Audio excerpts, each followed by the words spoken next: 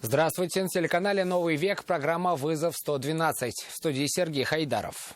И сегодня мы расскажем о душевной доброте одного строителя, решившего после застолья развести собутыльников по домам. Впервые в таком состоянии вообще попадаете? Нетрезвого водителя остановили автоинспекторы. На улице Ершова расстреливают автомобили. Произошло то, что в лобовом стекле появились отверстия, все. Кто и зачем портит чужое имущество? А также громкое дело об убийстве обнальщика в поселке Константиновка передано в суд. Подробности кровавой истории – это и не только прямо сейчас. Нетрезвого водителя «Лады» 14 модели задержали ночью автоинспекторы на улице Халитова. Выяснилось, что мужчина выпивал с коллегами прямо на стройке, на своем рабочем месте, и затем благородно решил всех развести по домам. То, что сам сильно нетрезв, его не смущало. С места задержания Анна Городнова. Вы выпивали сегодня? Много. Немного. Отпираться 34-летний водитель «Лады» не стал. Признался сразу, пил с коллегами на работе. Работают, к слову, они на стройке. После застолья, долго не думая, сел за руль. Уверял, что никогда так не делал, и это было для него впервые. Впервые в таком состоянии вообще попадаете?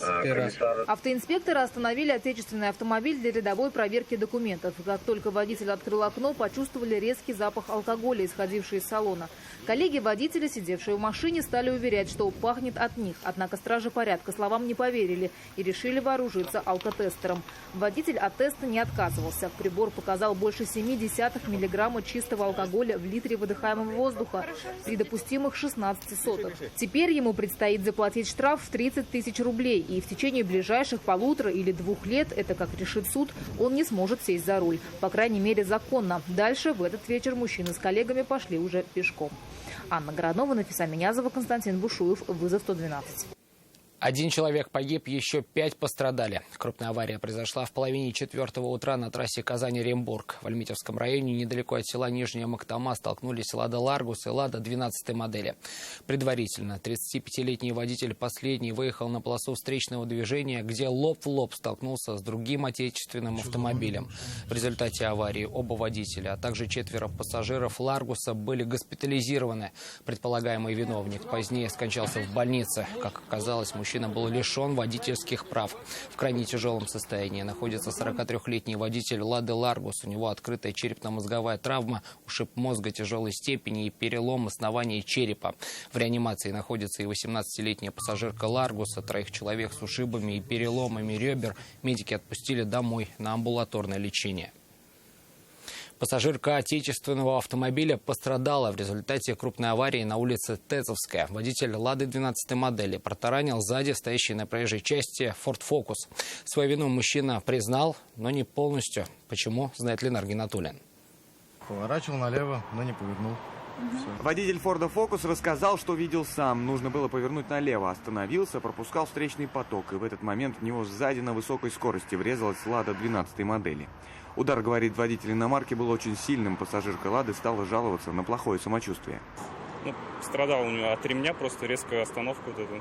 А ей госпитализация не понадобилась? Нет. Девушке оказали помощь на месте и отпустили с условием, что чуть позже она самостоятельно обратится к медикам, чтобы удостовериться, что все в порядке. Тем временем водители определились с тем, почему или из-за кого произошла авария. Водитель «Лады» вину с себя не снимал, но, по его мнению, привлечь к ответственности стоило бы и водителя «Фольксвагена Поло», который прямо перед ним резко и без поворотников свернул на другую полосу. Мы примерно на одной скорости с ними ехали. Он, не снижая скорость, ничего, получается, сразу направо уходит.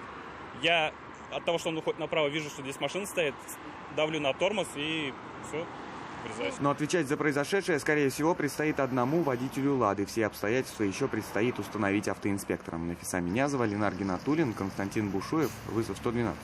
Volkswagen Golf и Шкода Octavia не смогли поделить перекресток улиц Челюскина и Максимова. По словам очевидцев, водитель Шкоды при повороте налево не уступил немецкой иномарке и протаранил ее в левый передний бок. В результате тарана последний потерял возможность двигаться самостоятельно. Участники остались дожидаться автоинспекторов. Автомобили сильно затруднили проезд другим участникам дорожного движения. Особенно сложно пришлось автобусам. Прострелил лобовое стекло иномарки из травматического пистолета. Такое сообщение поступило в полицию в полночь. Сообщивший об этом рассказал сотрудникам правопорядка, кто, по его мнению, мог это сделать и почему он уверен, что никакой ответственности за это никто не понесет. С подробностями Зарина Ахметова. Да здесь просто никого не было, просто произошло то, что в лобовом стекле появились отверстия, все. Этот мужчина, подойдя к своему автомобилю, припаркованному на улице Николая Ершова, заметил простреленное лобовое стекло. Только не на своей машине, а на соседней. Не задумываясь, он вызвал на место полицейских. Такое в районе случается уже не впервые. Вот машина там, чуть-чуть подальше. И 2 машины здесь нету сейчас. Мужчина рассказал, что и сам уже попадал в точно такую же историю. Признался, что несколько месяцев назад простреленный из травматического пистолета он нашел и свою машину. Обратился в полицию и даже сказал, кто мог это сделать. По словам мужчины, его сосед, бывший сотрудник правоохранительных органов, не раз угрожал автомобилистам и говорил, что они паркуют свои машины на его излюбленном месте. Угрозы со временем сменились повреждениями транспортных средств. По тому заявлению полицейские провели проверку, но оружие у мужчины тогда не нашли. Зарина Ахметова, Нафиса Минязова, Константин Бушуев, вызов 112. Задержан подозреваемый в убийстве 65-летней женщины в Челнах. Кровавая драма произошла 5 августа в 45-м комплексе. На теле пенсионерки судмедэксперты насчитали 23 ножевых ранения. По подозрению в совершении преступления задержан 43-летний мужчина, проживающий в этом же подъезде. Выйти на него удалось благодаря поквартирному обходу. Мужчина официально нигде не работает, разведен. В тот вечер был сильно пьян. По некоторым данным, женщина предложила ему лечение молитвой, что вывело подозреваемого из себя. Допрошенный в качестве подозреваемого данный гражданин свою причастность к совершению данного преступления не отрицает, однако ввиду нахождения в момент совершения преступления в состоянии сильного алкогольного опьянения пояснить детали и подробности совершенного им преступления не может. В ближайшее время следствие намерено обратиться в суд с ходатайством об избрании подозреваемого меры пресечения в виде заключения под стражу. Расследование уголовного дела продолжается. Резонансное дело об убийстве 58-летнего коммерсанта и обнальщика передано в Верховный суд Татарстана. На скамье подсудимых окажутся 7 человек. Как считает следствие, подозреваемые являются участниками казанской группировки «Калуга». Они несколько месяцев выслеживали свою жертву. Спустя полгода во время попытки отобрать портфель с деньгами они расстреляли мужчину в подъезде его дома и скрылись с места происшествия. Работая над раскрытием убийства, оперативники выяснили, что некоторые подозреваемые причастны и к другим преступлениям. Айрат Назипов напомнит нашумевшую историю.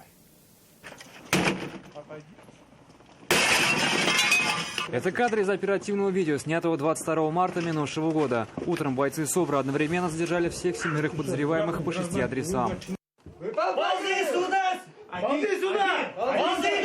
Как выяснили следователи, задержанные причастны к убийству 58-летнего мужчины в декабре 2017 года. За несколько месяцев до преступления они узнали, что жертва занимается поставками продуктов питания и незаконным обналичиванием денежных средств. Именно они и заинтересовали налетчиков. Расчет, видимо, был на то, что заявлять о пропаже незаконных денег обнальщик не будет. Желая похитить у мужчины крупную сумму, предполагаемые злоумышленники начали за ним следить и установили его образ жизни. 18 декабря 2 подозреваемых напали на потерпевшего в момент, когда он возвращался домой вместе с супругой.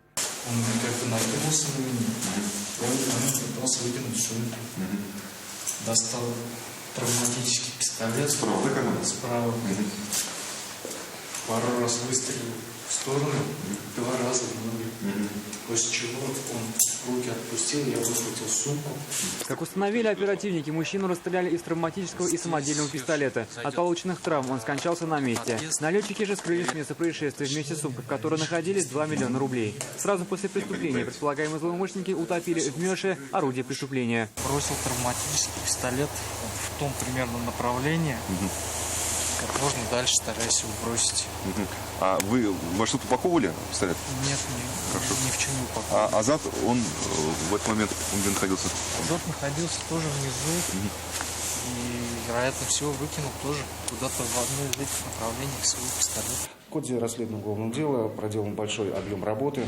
Так проведено несколько десятков различных экспертиз. При помощи специалистов-водолазов с дна реки подняты фрагменты оружия, использовавшегося в момент нападения. Также в ходе обысков у 2 подозреваемых обнаружили обрез охотничьего двухствольного ружья 16-го калибра вместе с патронами, а также пистолет ТТ. Кроме того, у них нашли 2 радиостанции, наручники и 5 масок с прорезями для глаз. В ходе работы над раскрытием убийства сотрудники МВД Татарстана выяснили, что 5 из задержанных могут быть причастны еще к одному преступлению – похищению 51-летнего мужчины.